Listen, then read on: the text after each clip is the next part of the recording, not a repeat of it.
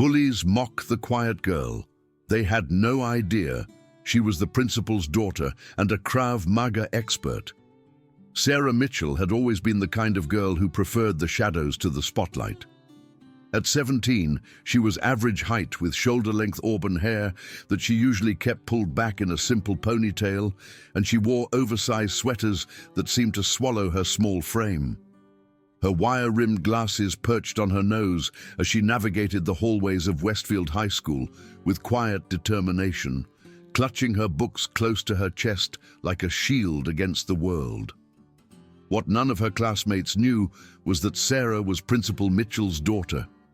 Her father had insisted on keeping their relationship private to avoid any accusations of favoritism or special treatment. Sarah had agreed, wanting to earn her place at the school on her own merits. She also kept another secret hidden beneath her unassuming exterior. She had been training in Krav Maga since she was 12 years old, earning her black belt just 6 months ago. The trouble began on a grey Monday morning in October. Sarah was walking to her locker when she noticed 3 students blocking the hallway ahead. Tyler Brooks, the unofficial leader of the group, stood 6 feet tall with broad shoulders and the kind of confident swagger that came from never being challenged. His sandy blonde hair was perfectly styled, and his letter jacket announced his status as the school's star quarterback. Flanking him were his constant companions, Marcus Webb, a stocky boy with a mean streak who served as Tyler's enforcer, and Jessica Kane, a girl whose beauty was matched only by her cruelty. "Well, well, look what we have here," Tyler said as Sarah approached, his voice dripping with false friendliness. "If it isn't the school's resident bookworm." Sarah kept her eyes down and tried to walk around them, but Marcus stepped sideways, blocking her path. "Where are you going in such a hurry, Four Eyes?" he sneered, using the nickname they had given her. "I need to get to my locker," Sarah said quietly, her voice barely above a whisper. Jessica laughed, a sound like breaking glass. "Did you guys hear that? She actually speaks. I was starting to think she was mute." Sarah felt her cheeks burn with embarrassment as other students began to gather, forming a loose circle around the confrontation.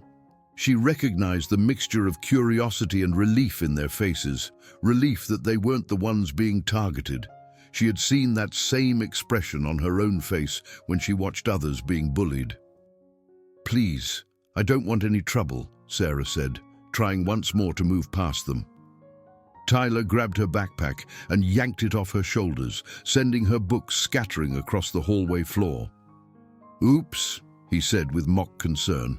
"Looks like you had a little accident there, bookworm." As Sarah knelt to gather her scattered belongings, she felt the familiar fire building in her chest, the same fire her Krav Maga instructor had taught her to control and channel. But she pushed it down, remembering her father's words about the importance of taking the high road. She couldn't fight back, not here, not as the principal's daughter. It would only make things worse for both of them. The harassment continued throughout the first few weeks of school. Tyler and his crew seemed to take particular pleasure in targeting Sarah during lunch periods in the cafeteria.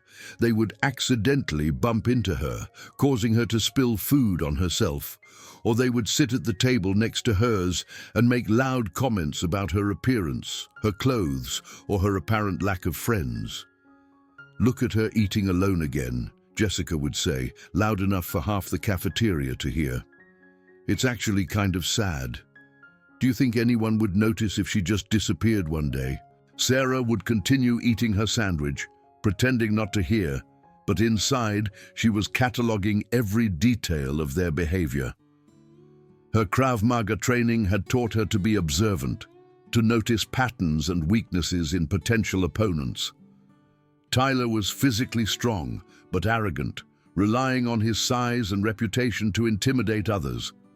Marcus was aggressive, but sloppy, the kind of person who would telegraph his moves. Jessica was cruel, but cowardly, the type who would run at the first sign of real confrontation. The bullying escalated during Sarah's 3rd week at the school. She was walking down the hallway near the gymnasium when Tyler appeared beside her, matching her pace. "You know, Bookworm, I've been thinking," he said conversationally. "Maybe you need some friends, someone to show you the ropes around here." Sarah kept walking, but she could feel her muscles tensing, her body automatically shifting into a more balanced stance. "I'm fine, thank you." "Oh, but I insist," Tyler said, and suddenly his hand was on her shoulder, his grip firm enough to stop her forward momentum. "In fact, I think you should come with us right now." Before Sarah could respond, Marcus appeared on her other side, and Jessica blocked her path ahead. They had clearly planned this ambush, choosing a relatively empty hallway where there would be fewer witnesses. "We're going to have a little chat," Tyler said, his friendly facade dropping to reveal something much more menacing underneath. "About your attitude problem." They guided her toward an empty classroom, and Sarah felt a moment of real fear. This was different from their usual public humiliation tactics. This felt dangerous. But as they pushed her through the doorway, she reminded herself of her training. She had tools they didn't know about, skills they couldn't imagine. Inside the classroom, Tyler positioned himself between Sarah and the door, while Marcus and Jessica flanked her on either side. The afternoon sun streamed through the windows, casting long shadows across the floor. "Here's the thing, Bookworm," Tyler said, his voice taking on a darker edge. "You've been really ungrateful lately. We've been trying to help you fit in, give you some attention, and you just ignore us. That's not very nice." "I don't want your attention," Sarah said, surprised by the steadiness of her own voice. Tyler's face darkened. "See, that's exactly the attitude I'm talking about. You think you're better than us, don't you, with your perfect grades and your holier-than-thou act?" "I don't think I'm better than anyone," Sarah replied honestly. "I just want to be left alone." Jessica stepped closer, her voice dropping to a whisper. "Well, that's too bad, because we're not done with you yet. In fact, I think we're just getting started." Marcus cracked his knuckles, a sound that echoed in the empty classroom. "Maybe she needs a lesson in respect." Sarah felt her heart rate increase, but not from fear. It was the same controlled acceleration she experienced during training, her body preparing for combat. She shifted her weight slightly, moving into a more defensive position without making it obvious. "You know what your problem is?" Tyler continued, moving closer. "You're weak. You let people walk all over you because you don't have the spine to stand up for yourself. Well, guess what? That makes you the perfect target." As he spoke, he reached out and grabbed the front of Sarah's sweater, pulling her toward him. It was a mistake, the first of many he would make in the next few minutes. For weeks, Sarah had endured their taunts and their physical intimidation because she had to maintain her cover, protect her father's position, and avoid drawing attention to herself. But now, they had crossed a line. They had moved from public humiliation to private assault, and that changed everything. Sarah's hand moved with lightning speed, catching Tyler's wrist and twisting it in a direction it wasn't meant to go. The technique was called a pluck in Krav Maga, a simple but effective way to break someone's grip and gain control of their arm. Tyler's eyes went wide with shock and pain as Sarah applied pressure to his wrist, forcing him to his knees. "Let me go," he gasped. But Sarah's grip was iron. "You first," she said calmly, and with a slight adjustment of her hold, she made him release her sweater. Marcus reacted first, charging toward Sarah with his fists raised. He was bigger and heavier than her, but he was also angry and careless.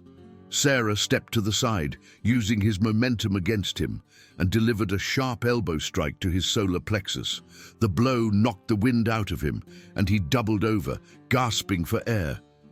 Jessica screamed and ran for the door, but Sarah was already moving.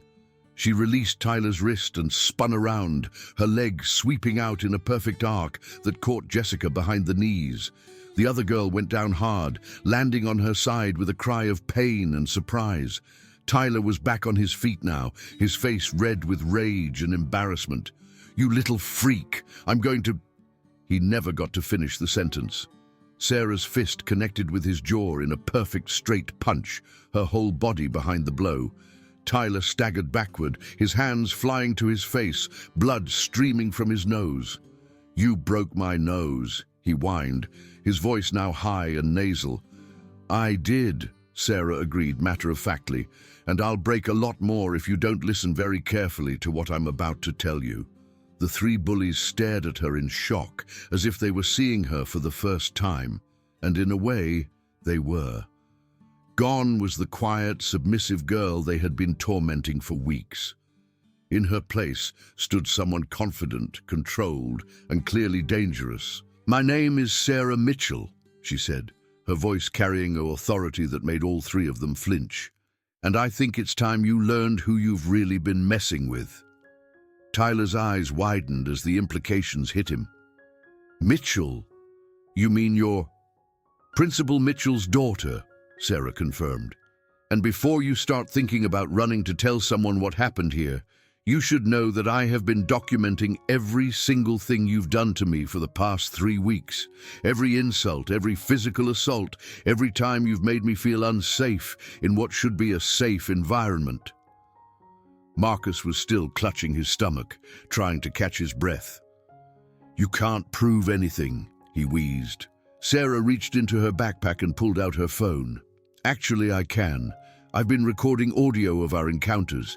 I have timestamps, witness statements, and photographic evidence of the aftermath of your attacks. Would you like to hear the recording from last Tuesday when you poured chocolate milk on my jacket?" The blood drained from Jessica's face. "You can't do this to us. We're popular. We're important." "You're bullies," Sarah corrected, "and bullies are never as important as they think they are." She walked over to the window and looked out at the school courtyard below, where students were beginning to gather for dismissal. "Here's what's going to happen. You're going to leave me alone from now on, completely alone. You're not going to look at me, speak to me, or even think about me. And if I hear that you've targeted anyone else the way you've targeted me, I will make sure that every piece of evidence I have collected ends up in the right hands." Tyler was still holding his nose, trying to stop the bleeding. "You think you're so tough now, but this isn't over. Just because your daddy is the principal doesn't mean—" Sarah turned from the window and looked at him with an expression so cold it made him stop mid-sentence. "Actually, that's exactly what it means. But more than that, I want you to understand something about who I really am." She walked back to the center of the room, her movements fluid and controlled. "I've been training in Krav Maga since I was 12 years old. That's 5 years of learning how to neutralize threats, how to turn an attacker's strength against them, how to end a fight before it really begins. What you just experienced was me holding back. A lot." She paused to let that sink in. "I didn't fight back before because I was trying to be the bigger person. I was trying to handle this situation with dignity and restraint. But you three decided that wasn't enough. You decided to escalate. You decided to corner me in an empty classroom and threaten me with physical violence." Marcus finally straightened up, his face still pale. "We weren't going to really hurt you. We were just trying to scare you." "Intimidation is a form of violence," Sarah replied, "and threatening someone with physical harm is assault, even if you don't follow through. I have every right to defend myself, and I have every right to make sure you face consequences for your actions." Jessica was crying now, mascara running down her cheeks. "Please don't tell anyone. We're sorry. We'll leave you alone. We promise." Sarah studied her for a long moment. "I want to believe you, Jessica. I really do. But you see, I've been watching you for weeks now. I've seen how you treat other students when you think no one is looking. I've seen you trip freshmen in the hallway, spread rumors about girls you don't like, and generally make life miserable for anyone you perceive as different or vulnerable." She turned to address all three of them. "This isn't just about me. This is about the culture of intimidation and cruelty that you've created in this school. It's about the dozens of other students who have suffered because of your need to feel powerful and important. Tyler wiped the blood from his nose with the back of his hand. So what do you want from us? Money? An apology? What? I want you to change, Sarah said simply. I want you to understand that your actions have consequences. I want you to think about the kind of people you've been and decide if that's really who you want to continue being. She picked up her backpack and slung it over her shoulder. But mostly, I want you to remember this moment. I want you to remember that the quiet girl you thought was an easy target was actually someone who could have seriously hurt you if she had wanted to. I want you to remember that you never really know what someone else is capable of. As Sarah walked toward the door, Tyler called out after her, "This doesn't change anything. People will still think you're a loser. You'll still be alone." Sarah paused at the doorway and looked back at him. "Tyler, I was never alone. I chose to be quiet. I chose to keep to myself. I chose to focus on my studies and my training instead of playing social games with people like you. But that was always my choice." She smiled, and there was something in that smile that made all three of them shrink back. The difference is, now everyone will know that I had the power to end this situation any time I wanted. They'll know that I let you think you were in control because I was trying to be kind. They'll know that when I finally decided to act, you three couldn't handle it. With that, she walked out of the classroom, leaving them sitting in stunned silence. Word of the confrontation spread through the school like wildfire. By the next morning, everyone had heard some version of the story. The details varied. Some people said Sarah had beaten all three bullies unconscious. Others claimed she had used some kind of martial arts weapons. But the core truth remained the same. The quiet girl had turned out to be far more dangerous than anyone had imagined. Tyler, Marcus, and Jessica found themselves in an uncomfortable new position. The other students looked at them differently now, not with the mixture of fear and admiration they had grown accustomed to, but with something much more complex. There was pity there, and embarrassment, and a kind of second-hand shame that came from realizing they had been backing the wrong horse all along. Sarah, meanwhile, found that her world had changed in ways she hadn't expected. Students who had never spoken to her before began nodding respectfully when they passed her in the hallways. Teachers seemed to look at her with new interest. Even the janitor, Mr. Rodriguez, gave her a subtle thumbs up when she walked past him in the cafeteria. More importantly, she noticed that the general atmosphere of the school had shifted.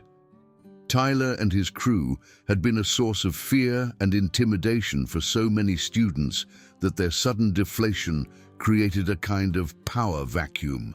Other students began standing up for themselves in small ways, sitting where they wanted to sit, speaking up in class, wearing clothes that expressed their personalities instead of trying to blend in. A week after the confrontation, Sarah was eating lunch in the cafeteria when a freshman girl approached her table hesitantly. "Excuse me," the girl said, her voice barely audible. "Are you Sarah Mitchell?" Sarah looked up from her book and nodded. "Yes, I am." "I'm Emma," the girl said, still standing awkwardly beside the table. "I just wanted to say thank you." "Thank you for what?" Emma's eyes filled with tears. "Tyler and Marcus used to corner me in the bathroom and take my lunch money. They said if I told anyone, they would make my life even worse. But after what happened with you, they haven't bothered me at all. They won't even look at me." Sarah felt a warmth spreading through her chest that had nothing to do with anger or the adrenaline of combat. "I'm glad, Emma. No one deserves to be treated that way." "Could I maybe sit with you?" Emma asked hopefully. "I mean, if you don't mind, I know you usually eat alone." Sarah smiled and gestured to the empty chair across from her. "I'd like that very much." As Emma settled into her seat, Sarah realized that this was perhaps the most important outcome of her confrontation with the bullies. She had learned to stand up for herself, yes, but more than that, she had given other people permission to do the same.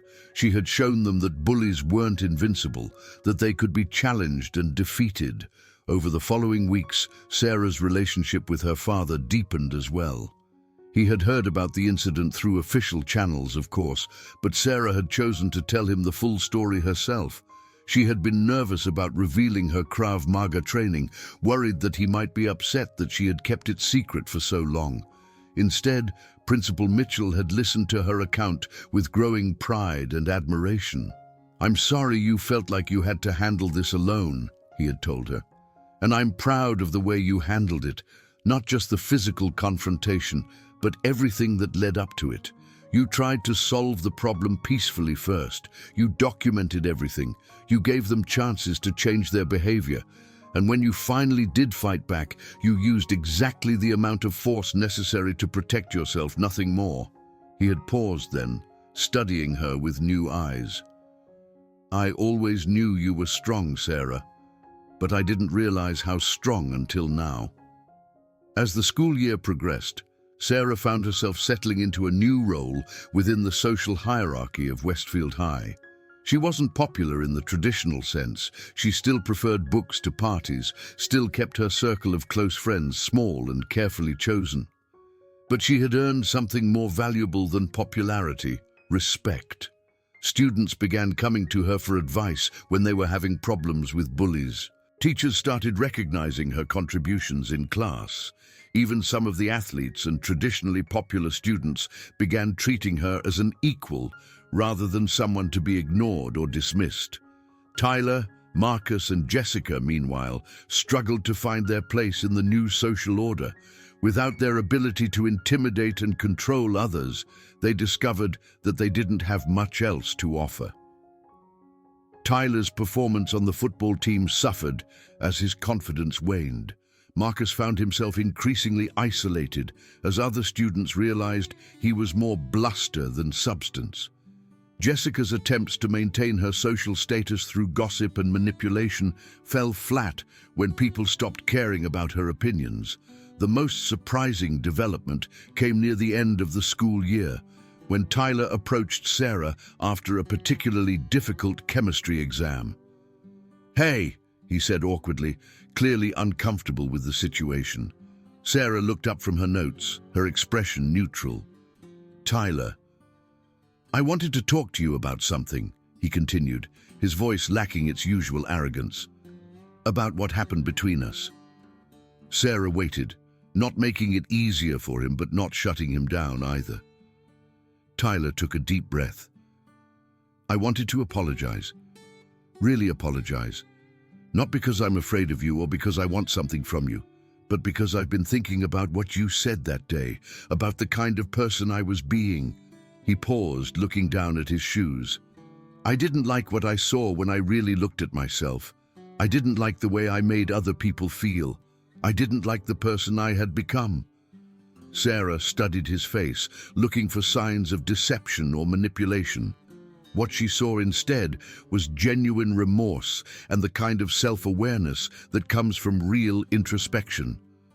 "I accept your apology," she said finally, "but you should know that apologizing to me is just the beginning. You hurt a lot of people, Tyler.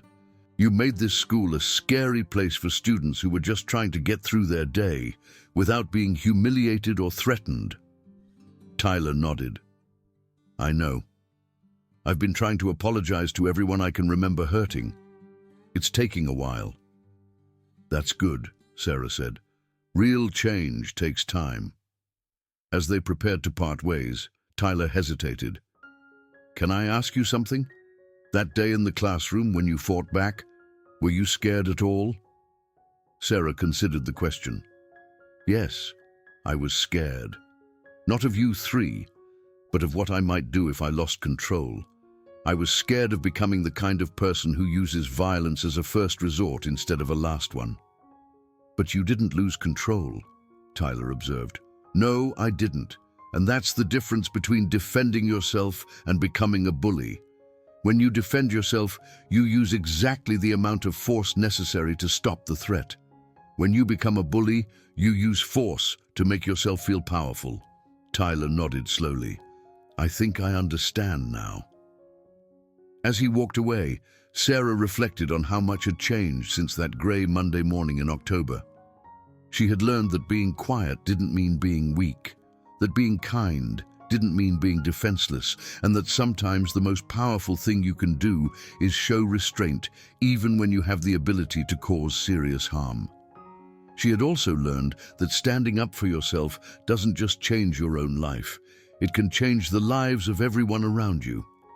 By refusing to be a victim, she had inspired others to find their own strength. By defeating the bullies without becoming one herself, she had shown that it was possible to be both strong and compassionate. Most importantly, she had learned that true strength isn't about the ability to hurt others. It's about the wisdom to know when not to use that ability and the courage to act when action is truly necessary. As Sarah walked out of Westfield High that day, she carried herself with a new kind of confidence. Not the arrogant swagger of someone who needed to prove their power, but the quiet assurance of someone who knew exactly what they were capable of and had chosen to use that knowledge responsibly. She was no longer just the principal's daughter or the quiet girl with the books. She was Sarah Mitchell, and she had learned to stand up for herself and others while never losing sight of who she wanted to be.